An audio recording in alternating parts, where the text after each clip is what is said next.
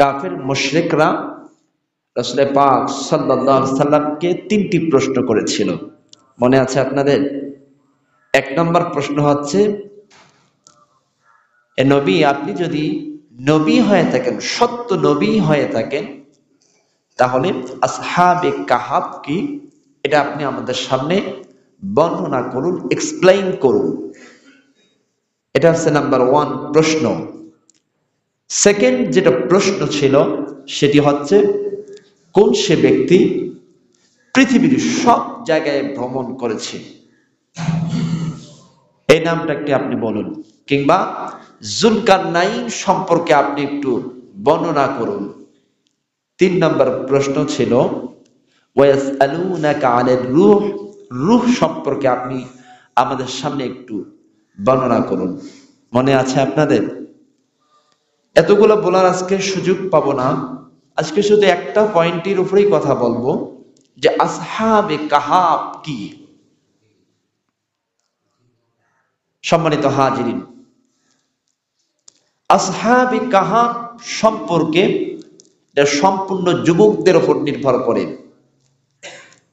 যুবকদের ঈমান সম্পর্কে আল্লাহ পাক রব্বুল আলামিন রাসূল পাক সাল্লাল্লাহু আলাইহি সাল্লামকে জানিয়ে দিলেন যে যুবকদের ঈমান, ঈমানের তেজস্ক্রিয়তা, ঈমানের তেজ, ঈমানের পাওয়ার, ঈমানের শক্তি কতটা বলিয়ান ছিল যে নিজের জীবনটাকে তারা আল্লাহর জন্য বিলিয়ে দিয়েছিল। আল্লাহু আকবার বলেন। সম্মানিত হাজিরিন, চলুন এখন আমরা মূল পয়েন্টের দিকে চলে যাই। আসহাবে কাহাফ, কাহাফ শব্দের অর্থ কি বলেন দেখি? পাহাড়, প্রশস্ত পাহাড়। এই পাহাড়ের নামেই এই সূরাটা অবতীর্ণ হয়েছিল। সে সময় বাদশাহ ছিল, রোম সাম্রাজ্যের একজন বাদশাহ ছিল। এই বাদশার নাম ছিল দাকিয়া ইউনুস। কি বললাম বলেন দেখি? দাকিয়া ইউনুস। এই দাকিয়া ইউনুস অত্যন্ত স্বৈরাচার একজন শাসক রাজা ছিলেন। তো সে কি করলো? তার রাজ্যের মধ্যে সমস্ত জায়গায় মূর্তি নির্মাণ করা শুরু করলো, মানুষ যাতে সহজেই শিরক করতে পারে এরকম একটা সুযোগ সে তৈরি করে দিল, সকলেই যেন বেশি বেশি শিরক করে। নাউজুবিল্লাহ, আরো জোরে বলেন। এখান থেকে আমরা জানতে পারি পৃথিবীর সমস্ত স্বৈর শাসকদের বৈশিষ্ট্য হচ্ছে তিনটা। সমস্ত, আপনি তাকিয়ে দেখেন, ইতিহাস পর্যালোচনা করে দেখেন, সমস্ত স্বৈর শাসকের বৈশিষ্ট্য, ফিচার হচ্ছে তিনটা। এক নম্বর হচ্ছে, সমস্ত স্বৈর শাসকরা ছিল জালিম, অর্থাৎ জুলুমকারী। একজন মানুষ কতটা জুলুমকারী হলে কত শত শত হাজার হাজার মানুষকে, জীবন্ত মাকে একটা পুত্র সন্তানের জন্য হত্যা করতে পারে। আপনারা ফেরাউনের ঘটনা শোনেন নাই? ফেরাউন কি করছিল? যদি শুনতে বিয়া কত দিন আগে হয়ে গেছে, মানুষ যদি বলতো 3 মাস আগে বিয়া হয়ে গেছে, তো একে পরীক্ষা করে দেখো এর পেটের ভিতরে সন্তান আছে নাকি। সন্তান আছে, সঙ্গে সঙ্গে ক্রস ফায়ার করে হত্যা করে দেওয়া হয়তো। নাউজুবিল্লাহ, রাজুল্লাহ। কত বড় জালেম ছিল, কত বড় জুলুমকারী ছিল। পৃথিবীতে যত স্বৈর শাসক আছে, এই স্বৈর শাসকদের বৈশিষ্ট্যের অন্যতম একটা বৈশিষ্ট্য ছিল, স্বৈর শাসকরা জালেম ছিল, জুলুমকারী ছিল, মানুষের উপর কতটা জুলুম করেছিল। আপনারা আমাদের দেশে তাকিয়ে দেখেন, কতটা জুলুমকারী হলে নিজের দেশের সাধারণ মানুষের ট্যাক্সের টাকা দিয়ে বন্দুক কেনে, হেলিকপ্টার কেনে, ওই হেলিকপ্টারে চড়ে অসংখ্য অগণিত মানুষকে পাখির মতো গুলি করতে পারে। এটা স্বৈর শাসক জালেমের কাজ ছাড়া আর কারো কাজ হতে পারে না, ঠিক না বেঠিক? মাসুম সন্তান পর্যন্ত রক্ষা পায় নাই। আপনারা অনেকেই জানেন 13ই মার্চ বাংলাদেশের মধ্যে যখন গণঅভ্যুত্থান শুরু হয়ে গেল, অসংখ্য অগণিত মানুষকে পাখির মতো গুলি করে মারা হয়েছে। এটা স্বৈর শাসকদের কাজ ছাড়া আর কোনো কাজ হতে পারে না। এক নম্বর বৈশিষ্ট্য, সমস্ত স্বৈর শাসকরা জালেম ছিল। দুই নম্বর যেটা বৈশিষ্ট্য, নিষ্ঠুর হবে। কি বললাম বলেন দেখি? নিষ্ঠুর হবে। আচ্ছা চিন্তা করে দেন, একজন মা একটা সন্তানকে গর্ভধারণ করে কত কষ্ট করে 7-8 মাস 9 মাস পর্যন্ত নিয়ে যায়, কত আশা কত স্বপ্ন লালন করে, সেই মাকে যদি বাবার সামনে, স্বামীর সামনে, শ্বশুর শাশুড়ির সামনে হত্যা করা হয়, এটা পৃথিবীতে এর থেকে নিষ্ঠুরতম কাজ পৃথিবীতে আর কোনো হতে পারে না। আমরাও দেখেছিলাম একজন ফাঁসির দণ্ডে আসামিকে ফাঁসির পূর্বে তাকে বুকের উপরে পা রেখে জবাই করে দেওয়া হয়েছিল স্বৈর শাসক। নাউজুবিল্লাহ, আরো জোরে বলেন। আমরাও দেখেছিলাম, আমরা শুনেছিলাম, অনেকে হয়তো জানে না, আমরা জানি কিন্তু।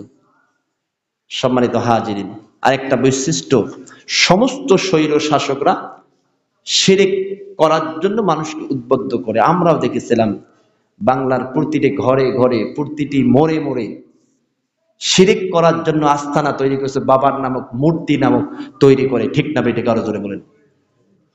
মানুষ 180 টাকা দিয়ে চাউল কিনে খায় কিংবা চিনি কিনে খায়, আর 300 কোটি টাকা দিয়ে বাবার মূর্তি বানিয়েছিল। ঠিক না বেঠিক? আরো জোরে বলেন।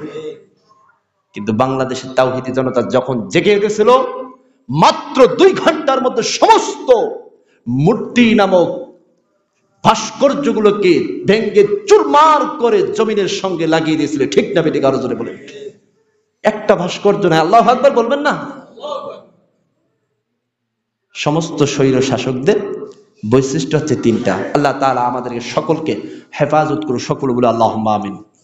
এই দাকিয়া ইউনূস ঘোষণা করলো, তোমরা মোড়ে মোড়ে প্রত্যেকটা স্থানে, স্থপত্য স্থানে তোমরা মূর্তি তৈরি করো, আর সেই মূর্তিগুলোতে মানুষ আসবে, সেখানে পূজা করবে, সেখানে অর্চনা করবে, সেখানে শিরিক করবে, অর্থাৎ আল্লাহর সাথে শিরিক করবে। নাউজুবিল্লাহ, আরো জোরে বলেন। আমার ভাইরা আমার, লক্ষ্য করুন, এই দাকিয়া ইউনূস মোড়ে মোড়ে মূর্তি তৈরি করার পরেও ক্ষান্ত হয়ে গেল না। সে সময় কিছু মানুষ ঈমান আনলো। ঈমান আনার পরে তাদের বর্ণনা আল্লাহ তাআলা কিভাবে তুলিয়ে দিয়েছেন, আল্লাহ পাক রব্বুল আলামিন সূরাতুল কাহাফের 13 নম্বর আয়াতের মধ্যে তাদের বর্ণনা দিয়েছেন। আল্লাহ পাক বলছেন, নাহনু নাকুসু আলাইকা নাবাহুম বিল হাক্কি ইন্নাহুম ফিতয়াতুন আমানু বিরাব্বিহিম ওয়া জিদনাহুম হুদা। দাকিয়া ইউনূস যখন মোড়ে মোড়ে প্রত্যেকটা পয়েন্টে পয়েন্টে যখন মূর্তি তৈরি করা শুরু করলো, সে সময় ইন্নাহুম ফিতয়াতুন, কিছু যুবক, তরুণ যুবকেরা এক আল্লাহর প্রতি ঈমান আনলো। আল্লাহু আকবার বলেন। যে সময় আমার দেশের তরুণ যুবক ভাইরা গেমে আসক্ত ছিল, যে সময় মোবাইল ছাড়া কোনো কিছু বুঝতো না, হারাম রিলেশনের সাথে সম্পর্ক ছিল, কিন্তু সেই সময় এই বাংলার তামাম যুবকেরা, তরুণ যুবকেরা কোনো কিছু না জেনে পঙ্গপালের মতো ছুটে স্বৈর শাসককে শেষ করে দিয়েছে। ঠিক না বেঠিক? আরো জোরে বলেন। যুগে যুগে এরকম কিছু যুবক আল্লাহ তাআলার পক্ষ থেকে তৈরি হয়। আল্লাহু আকবার বলেন। ইন্নাহুম ফিতয়াতুন আমানু, তারা ঈমান আনলো একমাত্র আল্লাহর প্রতি। ফিতয়াতুন আমানু বিরাব্বিহিম ওয়া জিদনাহুম হুদা, এবং উহাদের সৎ পথে চলার শক্তি আল্লাহ তাআলা বললেন আমি বৃদ্ধি করে দিলাম। আল্লাহু আকবার বলেন। দাকিয়া ইউনূস মোড়ে মোড়ে পয়েন্টে পয়েন্টে মূর্তি নামক ভাস্কর্য তৈরি করতে ক্ষান্ত হয়ে গেলেন না। এবার তিনি কি করলেন? তামাম রোম সাম্রাজ্যের মধ্যে অ্যানাউন্স করে দিলেন, ঘোষণা করে দিলেন, তোমরা একটা মেলা বসাও, সেই মেলার মধ্যে মানুষেরা নারীরা তাদের নৃত্য ড্যান্স প্রদর্শন করবে, আবার পাশাপাশি মূর্তি থাকবে, মানুষেরা আসবে মূর্তির কাছে, তারা উপাসনা করবে, তারা ইবাদত করবে, ড্যান্স দেখবে, তারা এনজয় করবে। এটা করে দাও। সমস্ত দেশের মানুষগুলোকে এটা বাধ্য করা হয়ে গেল। চতুর্দিক থেকে লক্ষ লক্ষ কোটি কোটি মানুষ সেই মেলার মধ্যে আগমন করলো। সকলেই আল্লাহর সাথে শিরক করতেছিল, ল্যাংটা মেয়ের নাচগুলো উপভোগ করতেছিল।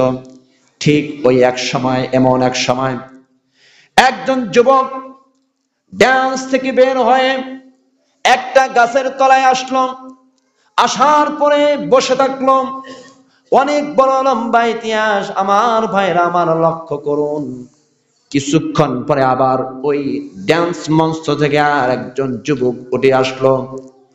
এভাবে আসতে আসতে 7 জন যুবক একখানে হয়ে গেল, এক গাছের নিচের মধ্যে বসে পড়ল। কিন্তু এখনো একজন যুবক আর একজন যুবককে তারা চেনে না।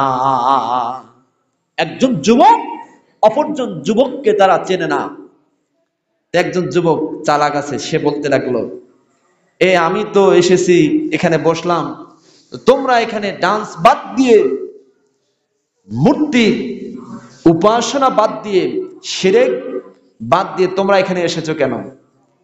মানে বুদ্ধিমান কাকে বলে দেখেন, এভাবে বলতেছেন। তো বাকি 6 জন তারা বলল যে আমরা তো একটা কারণে এসেছি, আপনি কেন এখানে এসেছেন? তো সেই বুদ্ধিমান যুবক তখন বুঝতে পারলো আমার না বলে আর হবে না, আমি বলতেছি।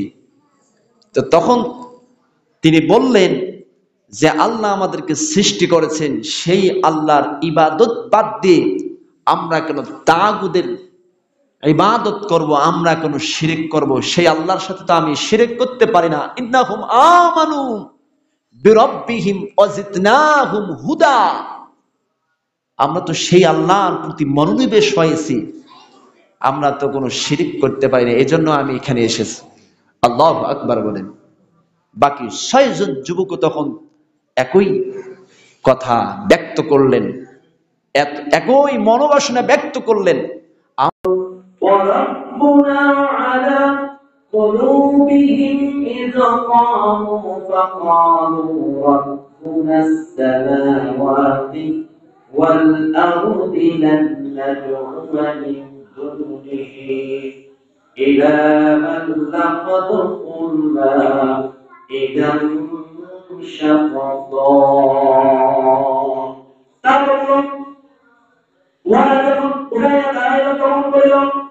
আমাদের প্রতিপালক আকাশ মণ্ডলীয় পৃথিবীর প্রতিপালক আল্লাহু আকবার, যে আল্লাহ সুবহানাহু ওয়া তাআলা আমাদের সাত আসমানের মালিক, আমাদের পৃথিবীর সব কিছুর মালিক, যে আল্লাহ আমাদেরকে খাওয়া দেয়, যে আল্লাহ আমাদেরকে সব কিছু করার তৌফিক দান করে, সেই আল্লাহ হচ্ছে আমাদের একমাত্র ইলাহ। আল্লাহু আকবার। এবার তারা প্রকাশ করল আমরা কখনোই তাহার পরিবর্তে অন্য কোন স্পষ্ট ভাষায় বলে দিল, কখনোই তার পরিবর্তে অন্য কোন ইলাহ প্রতি আমরা আহ্বান করব না, কিংবা আমরা অন্য কোন ইলাহে